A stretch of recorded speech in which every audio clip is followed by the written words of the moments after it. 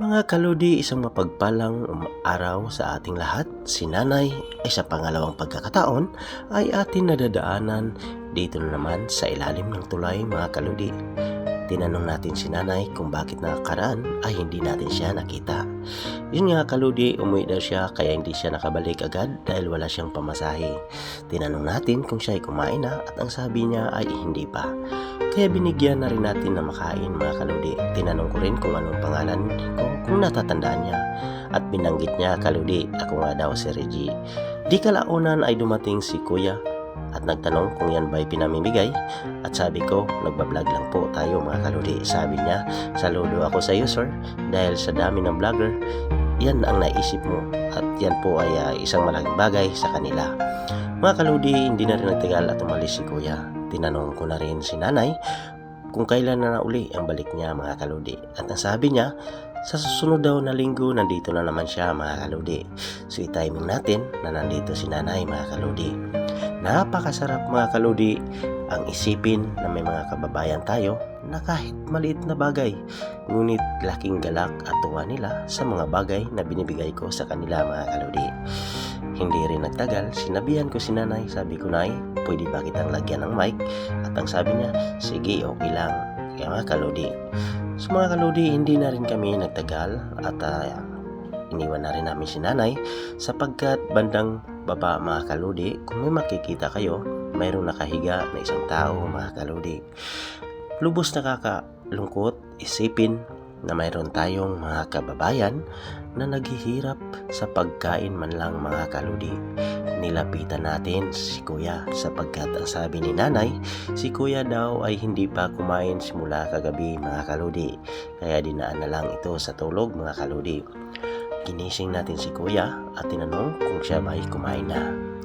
Talaga naman laking tuwa niya, mga kaludi, at tulo-tulo pasasalamat at pinaliwanag natin kay Kuya na tayo ay gumagawa ng content para ihayag ang ating saloobin na tayo ay magkaisa at naghahanap ng kalinga ang ating mga kababayan na kagaya nila, mga kaludi.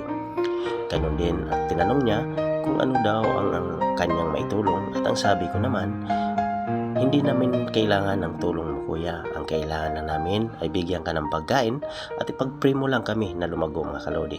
Kalaunan, umalis naman kami, kaludi, at nakita namin naman si Tatay na talaga naman napakagwapo nito, mga kaludi, siguro nung kabataan ni Tatay. Ang tangos ng ilong ni Tatay, mga kaludi, at maputi rin ito, mga kaludi. Tinanong ko si Tatay kung saan siya galing. Ang sabi niya, nangalakal siya, mga kaludi. So tinanong ko rin kung siya ay kumain na at ang sabi niya ay hindi pa. So binigyan naman natin at ang sabi niya hindi siya magtagal sapagkat ay may nahabol siya na suki niya sa mga basura na plastic, mga kaludi. Kalauna naman, mga kaludi, ay di kalayuan, nakita naman natin yung isa. Pangalawang pagkakataon ito, mga kaludi, na siya ay atin makita. Nilapitan natin siya at binigyan ng pagkain at tinanong kung bakit nandito pa rin siya. At ang sabi niya ay, Kuya, wala naman talaga ako kasing matitirahan. Kaya sabi ko, sige, bibigyan na lang kita ng pagkain mo at magsilong ka na sa ilalim kung saan ay malilim sapagkat napakatirik ng araw, mga kaludi. Mga kaludi, napakasakit isipin na may mga kababayan tayo kagaya nila, kagaya ni Kuya na nasa ilalim ng puno, natutulog na lamang, mga kaludi, sapagkat inaabangan daw nila ang tanghali kung saan ay nanghihingi sila ng mga tutong sa mga tindahan na malapit sa area ni mga kaludi. Ang sabi naman nila, mga kaludi, hindi sa kanila mahalaga ang ulam, mga kaludi, at ang sabi niya ay kanin lang ay sapat na.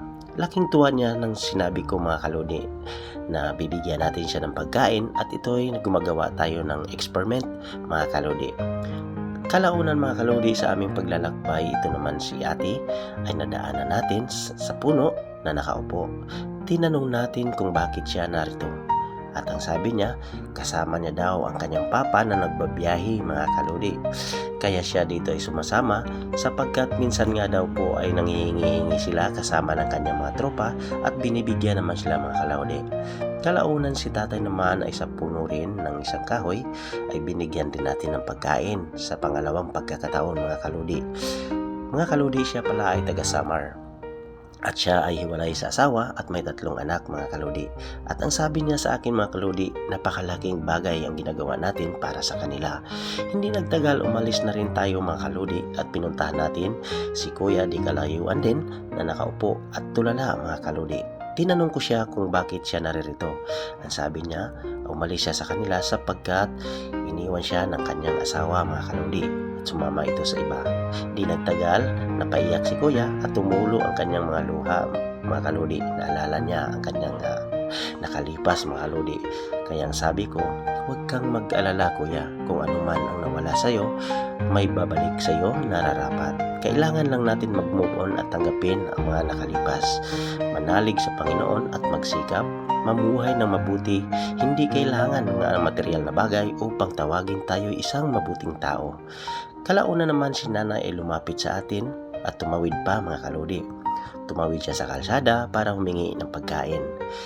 At sinabi ko kay nanay, sabi ko, Nay, ikaw siguro ay may tindahan sapagkat siya ay akin natatandaan.